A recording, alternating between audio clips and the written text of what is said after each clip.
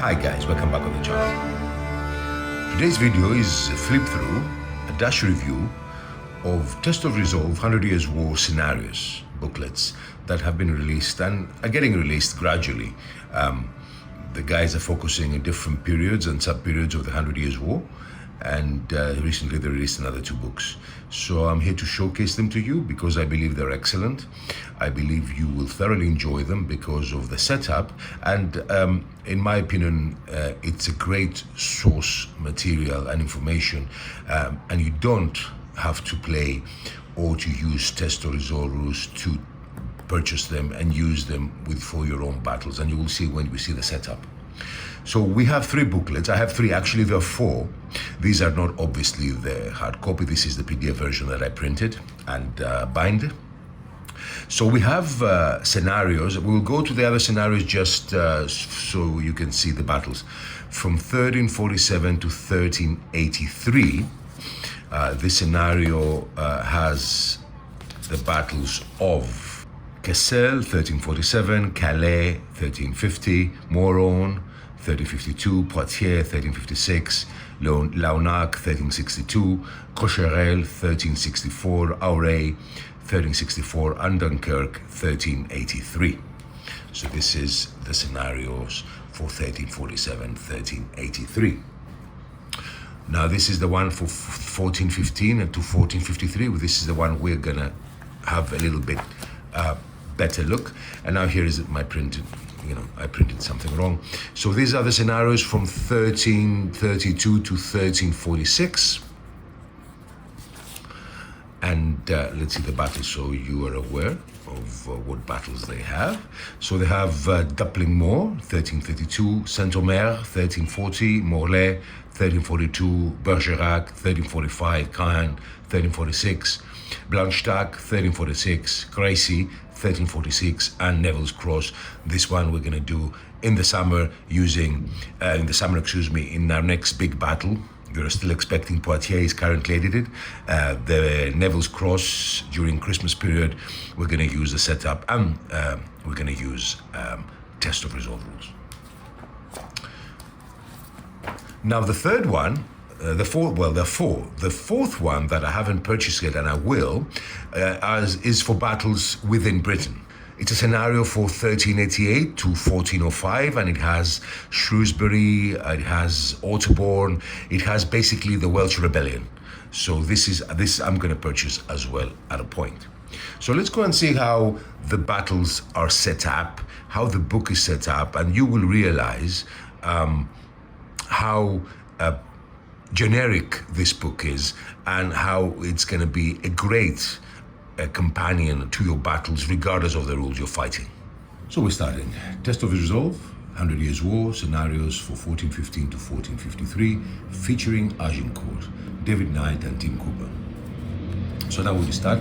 Actually, if we go back, if you want to see how the battles are set up in more detail, I have 2 battles that I fought using the campaign books, and I show you the aftermath.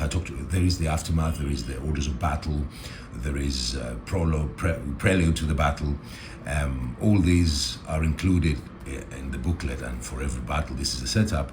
I have the Battle for Snai that I posted, I think that were last week, and I have one more battle, I think the Siege of Calais, if I'm not mistaken.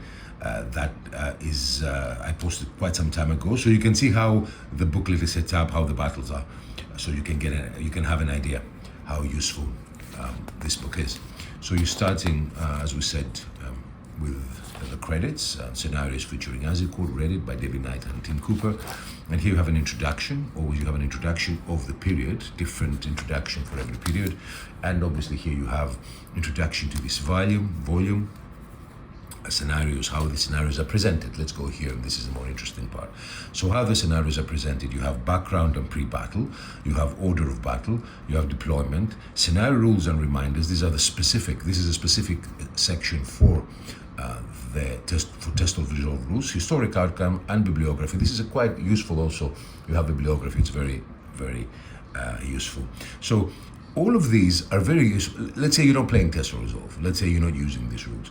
All these are extremely useful, except obviously the scenario rules and reminders, but even the scenario rules and reminders that have triggers events or other specifics are very useful for you to incorporate them or to accordingly to the rules you're playing. So everything is useful, even if you're not playing test or resolve rules.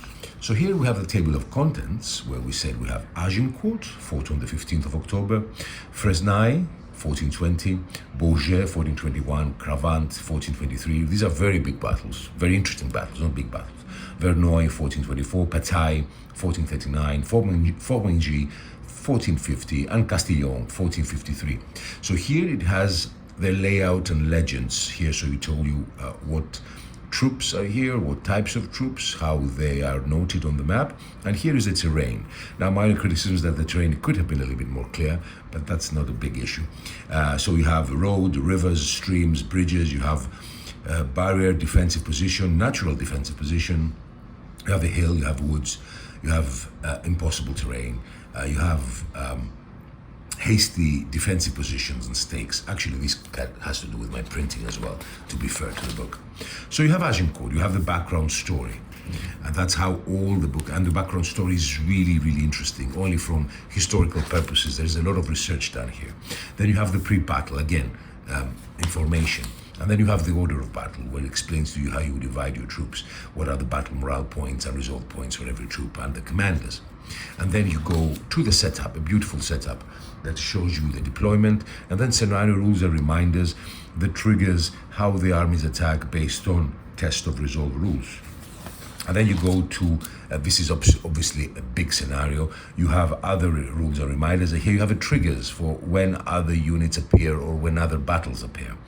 And you have also prisoner resists, so that's an option, that's really, really amazing. The options here are part of the historical background of the story, but they're giving them to you in a scenario with rules that could change history. So here, we all know the story about Agincourt and how Henry V really decided to kill the prisoners because he was worried that the third wave of French, that was bigger than the existing English army, would attack. And the prisoners were more than 4,000, so he sent his longbowmen to kill all the prisoners. And so here you have a sub-scenario within the Agincourt scenario that says prisoners resist. So it's quite interesting. Very interesting, I would say. Victory conditions, historical outcome. And bibliography, very interesting, because you can purchase books like from here, and you can see the guys where they got their information. Now we have Fresnay, another scenario, the scenario that I fought recently, background, pre-battle, you have here, and then here you have the order of battle and the deployment, very clearly presented. And here you have scenario reminds of historical outcome and bibliography here. Now, we're not going to go to the whole book, but I want to show you this. That's quite interesting because this happens in many other scenarios. These scenarios are very well thought of. They are very interesting. They are picked because they can, obviously some battles are famous because they can, they are fun and they create good wargaming scenarios. So some battles in this booklet have phase 1 and phase 2. And depending on the result of phase 1, you will continue to phase 2. And what is this? Give you an example. For example, for phase 1, this is the Battle of Bourget. You have the pre-battle scenario, you have everything. So you have the order of battle and you have phase 1. Now this is phase 1 where Clarence attacked without support, attacked the Scottish, tried to cross the river. The Scottish army was coming, it was not there yet, but the English army was not there. He attacked with his household knights and his mounted knights. There was no support for a longbowman. His commanders, Salisbury, Umphraville, will tell him wait for the remaining of the army to come. Salisbury went to try to gather them because it was, I think it was Easter and they were scattered. But he didn't wait. Why? Because Clarence missed Agincourt. He was one of the greatest warriors of England. He was famed, he was loved, and he missed Agincourt from sickness. I think he left at the siege of Harfleur. So he was eager to create, to make a name for himself. So he attacks. So you have a different scenario. So you have a sub scenario within scenario. So you play the first battle, well, where Clarence tries to cross the river. And you have some scenario specifics here, obviously, and everything here. He says scenario rules and reminders. He tells you what to do. But then you have phase 2 of Bourget. And phase 2 of Bourget depends on how many and if Clarence crossed the river. So this is why the question mark is how many, and then you have the remaining of the Scottish army coming and the French reserves coming, and this is the Battle of Bourget. But before this, as I told you, you have the phase 1 of the battle, and that's the fun. And there are many battles like this in this booklet, and I will show you also one. With that, you have to see what's going to happen, how many of the knights of Clarence crossed the river.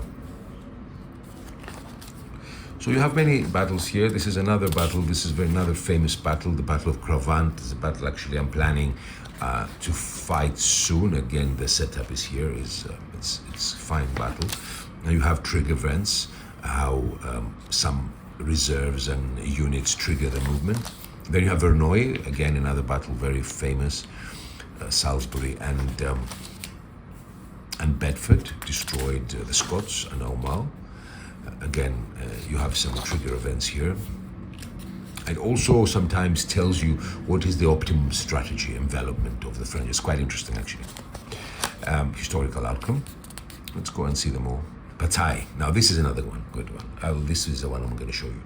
Now, Bataille is the famous battle that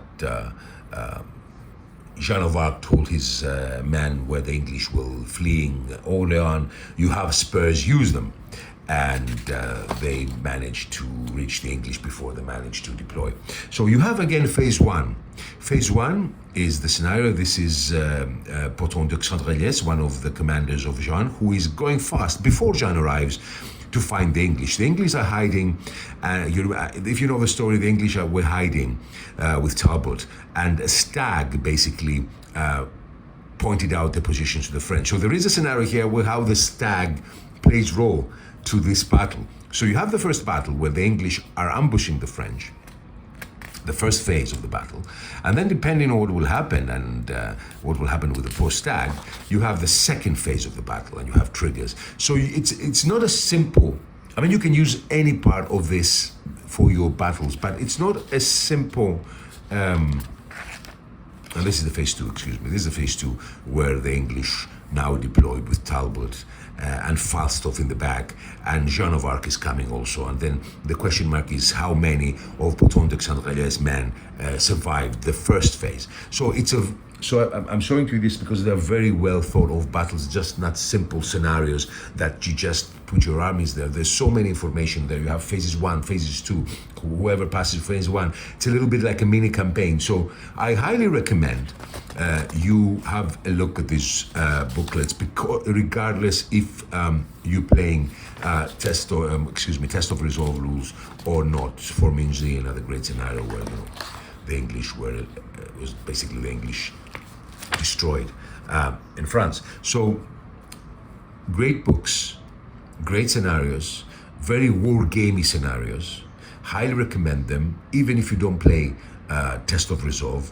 It's an excellent source material for your battles and a lot of information. And even the special rules who dictate the deployment and tell you about the specifics of the battle could be used you can incorporate them based on the rules you're fighting very easily. So this for me, guys, Test of Resolve, 3 scenario booklets plus 1 that I told you I don't have yet.